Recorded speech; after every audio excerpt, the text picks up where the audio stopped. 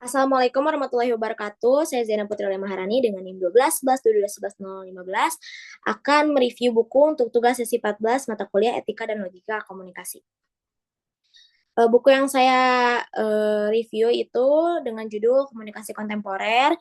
Nama penulisnya Dr. Phil Astrid S. Susanto yang diterbitkan oleh Bina Cipta pada tahun 1977 dengan jumlah halaman 190.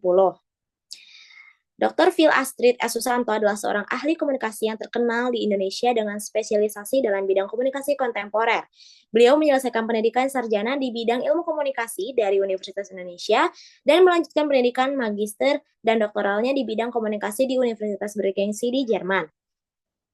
Beliau memiliki pengalaman luas dalam bidang komunikasi seperti menjadi dosen dan peneliti, konsultan komunikasi, pembicara, dan penulis. Beliau juga memiliki beberapa pencapaian dan penghargaan yang diterimanya seperti penghargaan akademik, proyek penelitian, dan inovasi dalam pendidikan.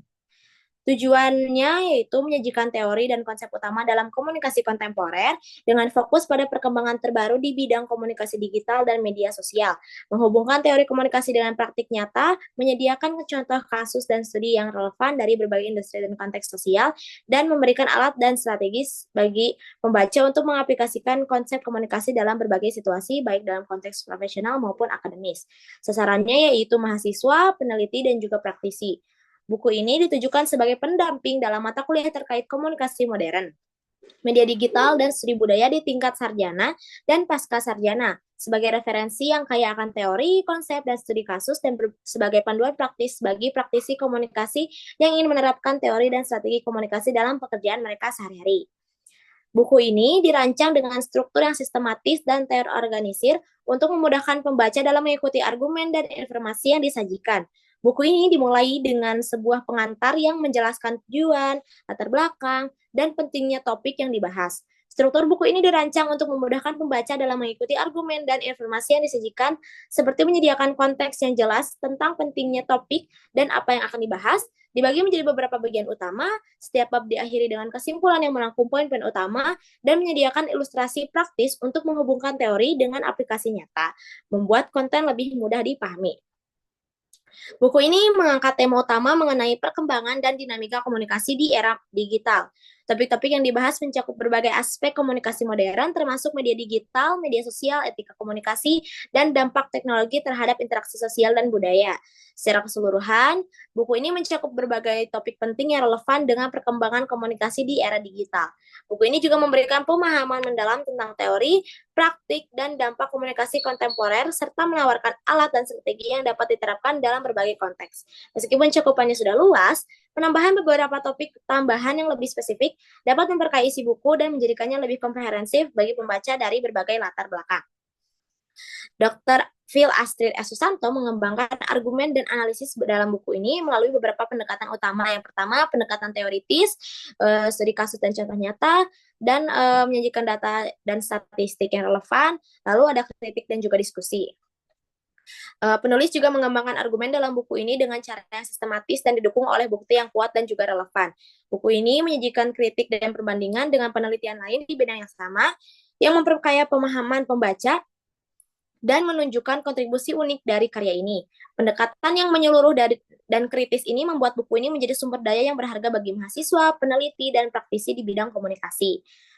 Buku ini juga menggunakan referensi yang terbaru dan relevan sesuai dengan perkembangan terbaru dalam bidang komunikasi dan media digital pada tahun 70-an.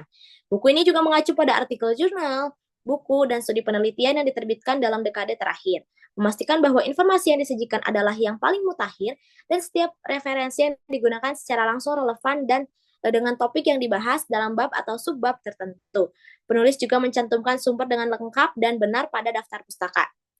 Penulis juga memastikan bahwa referensi yang digunakan dalam buku ini berasal dari sumber primer dan sekunder yang kredibel, seperti penelitian empiris yang diterbitkan dalam jurnal ilmiah, data statistik dari lembaga resmi, dan studi kasus yang didokumentasikan dengan baik. Juga referensi sekunder termasuk buku teks yang diakui, artikel ulasan, dan analisis kritis yang diterbitkan oleh pakar di bidangnya. Lalu ada sumber yang dipilih berasal dari penerbit yang diakui, jurnal ilmiah terkemuka, dan penulis dengan reputasi yang baik di bidang komunikasi. Buku ini memberikan kontribusi yang signifikan terhadap bidang studi komunikasi dengan memperkenalkan teori dan konsep baru, memberikan analisis mendalam tentang media digital, dan menawarkan pendekatan interdisipliner yang kaya. Buku ini menonjol dalam keterbaruan, kedalaman analisis, dan komprehensivitasnya, menjadikan sumber daya yang berharga, yang unik dalam literatur komunikasi kontemporer. Untuk keunggulan buku ini menggabungkan perspektif dari berbagai disiplin ilmu seperti sosiologi,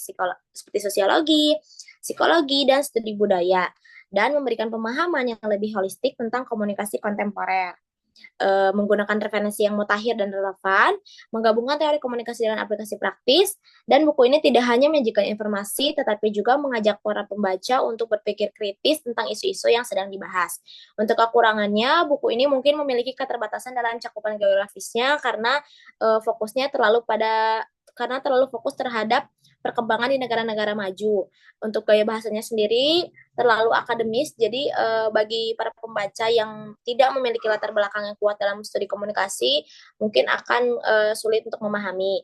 Yang ketiga, beberapa pembaca mungkin merasa kewalahan dengan banyaknya teori yang disajikan dan membutuhkan lebih banyak contoh praktis.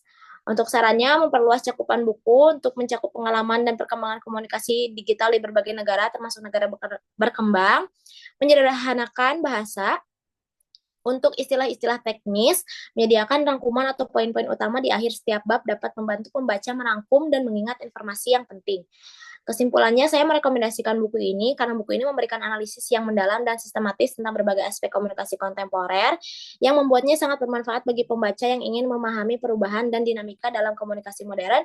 Juga pendekatan interdisipliner yang digunakan memberikan perspektif yang luas, menjadikannya sebagai sumber yang komprehensif dan mendalam. Buku ini sangat berguna bagi mahasiswa, akademisi, praktisi, dan peneliti.